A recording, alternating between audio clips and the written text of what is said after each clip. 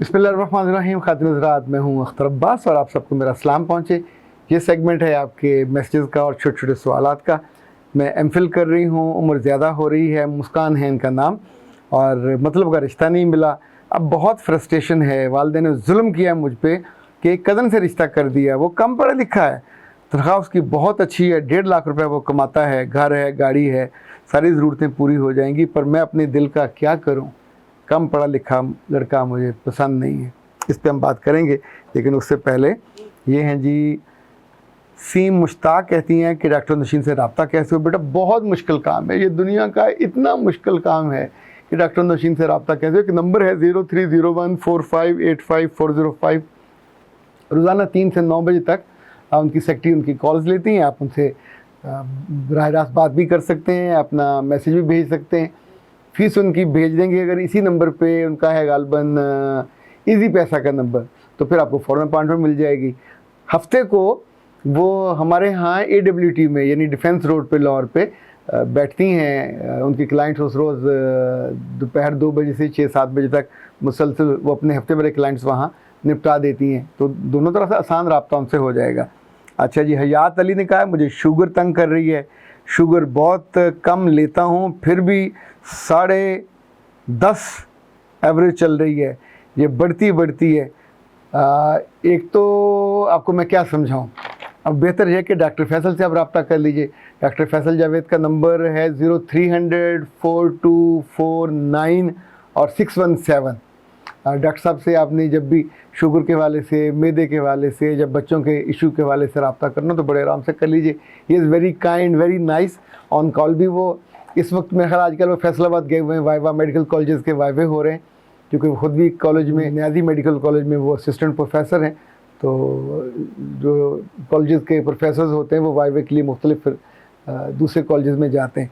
तो इस नंबर पे आप रब्ता करेंगे तो होपफुली उनसे आपकी बात हो जाएगी और आपका जो मसला है वो सुन लेंगे।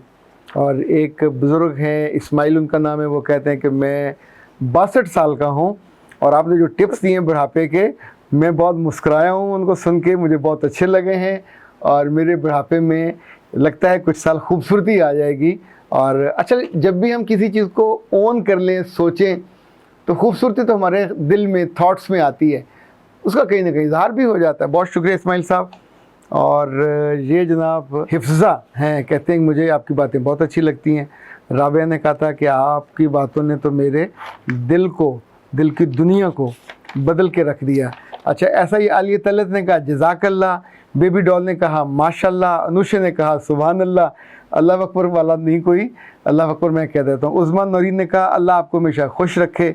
बीबी सलमा ने कहा जज़ाकल्लाह। अच्छा प्यारो, थोड़ा सा एक आध जुमला साथ लिख दिया करें कि आप अगर ये बात कह रहे हो तो आपको कौन सी बात अच्छी लगी है, किस बात ने आपके दिल पे असर डाला।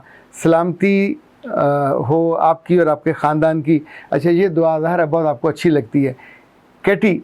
कैटी परी, इन्होंने कहा कि नहीं, ये एक अहम सवाल है, इसको हम बाद में अलग से लेंगे और इसको मैं इस सेगमेंट में ज़ाया नहीं करना चाहता। लेकिन अब हम आते हैं उस सवाल की तरफ जो एमफिल बच्ची है और उन्हें कम पढ़ा लिखा पसंद नहीं है।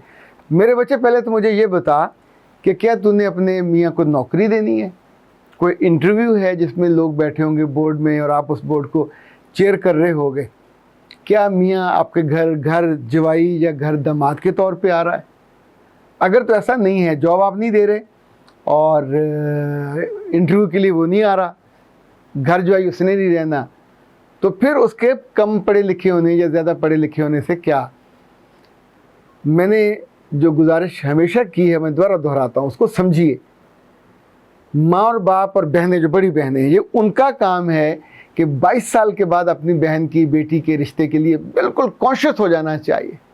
इवन मेडिकल कॉलेज में जाते जाते उसका रिश्ता कर देना चाहिए। बच्ची यकसू हो जाती है, बच्ची इधर उधर मुँह मारने से बच जाती है। अच्छा, आप इंतज़ार करते रहते हैं डिग्रियाँ मुकम्मल होने का। डिग्री MBBS कर लें, MBBS का बाप कर लें, MPhil कर लें, PhD कर लें, बाद में क्या करना है? करनी तो फिर भी शादी है, पर उस वक्त तक आपकी ज़िंदगी से 4-6 साल, कीमती साल, मताए जान निकल चुके होते हैं और मार्केट में आपकी कीमत कम हो जाती है। जो लड़कियां अपने महबूब या दोस्तों या अजीज़ों और कज़नों के इंतज़ार करती हैं, मेरी डिक्शनरी में ये इंतज़ार 6 माह से ज़्यादा का नहीं है। जो लड़की 6-6 साल इंतज़ार करती है, बाज़ का रिकॉर्ड जो है 9-9 साल का है कि जी हम कमिटेड हैं, हम करेंगे। 9 साल के बाद वो अहमक का बच्चा कहीं जाके ब्याह करके चला जाता है और आपको कह देता मैं मजबूर था, मेरी माँ ने दूध ना बख्शने की मुझे कसम दे दी, मेरे बाप ने ये कहा कि मेरा ये मामला है, मेरी बहन के रिश्ते का मामला था, मैं क्या करता, शादी मैं तुमसे करूँगा, अब 1-2 बच्चे हो लें, फिर मैं माहौल ठीक करूँगा, फिर तुमसे शादी करूँगा, घर वालों को बताऊँगा नहीं, तुम्हें किसी जगह रखूँगा, तुम अपनी माँ के घर रहते रहना, मैं महीने में 2 माह बाद कभी कभी आ जाया करूँगा। आप उसको समझ क्या रखा आपने? अच्छा, उसने तो जो कहना था कह दिया, खुद आपने अपने आप को क्या समझ रखा है? आप दुनिया के फालतू तरीन घटिया तरीन हो जो इस तरह के जुमले सुन के बहल जाते हो। ये बच्ची जो एमफिल तक पहुंची, ऐसा नहीं है बीच में रिश्ते ना आए हों, 20 रिश्ते आए होंगे, इसने खुद रिजेक्ट किए होंगे, इसकी माँ ने किए होंगे, जो बहनों ने किए होंगे। अच्छा, उस वक्त तो अल्लाह माफ़ करे जवानी में सब 2-2 कोड़ी के लग रहे होते हैं। जो रिश्ता है किसी की बहन पसंद नहीं है, किसी की माँ पसंद नहीं है, निकाह क्या उससे करना है, किसी का घर पसंद नहीं है, किसी की गाड़ी छोटी साबंदानी लग रही है, और साल गुजारते गुजारते अपनी बच्ची को ज़ाया कर बैठते। जब रिश्ते कम पढ़ाई वाले आते हैं, जब माएँ कबूल करती हैं, जब बाप कबूल करते हैं, इसको ज़रा आंखें और कान खोल के मेरी बात सुनिए। ये नौबत कब आती है? जब आपके पास रिश्तों के ऑप्शन या ऑफर्स आना बंद हो जाते हैं, जब आप मार्केट की कमोडिटी या मार्केट की इंपॉर्टेंस चीज़ नहीं रहती। देखिए, क्लियरेंस सेल कब लगती है? जब आप सीज़न ख़त्म होने वाला होता है, अगले साल तक वो उन कपड़ों को संभाल के नहीं रखना चाहते, उनकी क्वालिटी ख़राब हो जाएगी, उनका रंग ख़राब हो जाएंगे, संभालने का ख़र्चा अलग होता है। अच्छा, जब उनकी ज़रूरत होती है, जिस सीज़न में शादी उसी सीज़न में होनी चाहिए, आपने वो गंवाते गए। अब जब चेहरे पे झुर्रियाँ आने लग गई और आपको सीरम की ज़रूरत पड़ने लगी, मास्कों की ज़रूरत पड़ने लगी, और आप फिर कहते हो नहीं है तो 32-33 साल की, लगती 29 साल की है, तो झूठ बोल रहे होते हो। इनफैक्ट लगती से शादी नहीं होती, लोग सर्टिफिकेट भी मांगते हैं, शनाख्ती कार्ड भी मांगते हैं, और जो लोग शनाख्ती कार्ड की तारीख नहीं बताते, जब बदलते हैं, जो झूठ बोलते हैं, बाद में रिश्ते ख़राब होते हैं। तो ए अच्छी लड़की, प्यारी आपको मैं नहीं कह रहा, ए अच्छी लड़की, थोड़ी समझदारी करो। अगर तो तुम्हारे पास ऑप्शन है, एक पीएचडी है, एक कोई डॉक्टर है, इंजीनियर लाइन में बैठे हुए हैं कि हाय हाय हमें तो आप ही से शादी करनी है, उनकी माँ के जूते भी घिस गए आपके घर आते आते, तो बिस्मिल्लाह इंतज़ार कीजिए।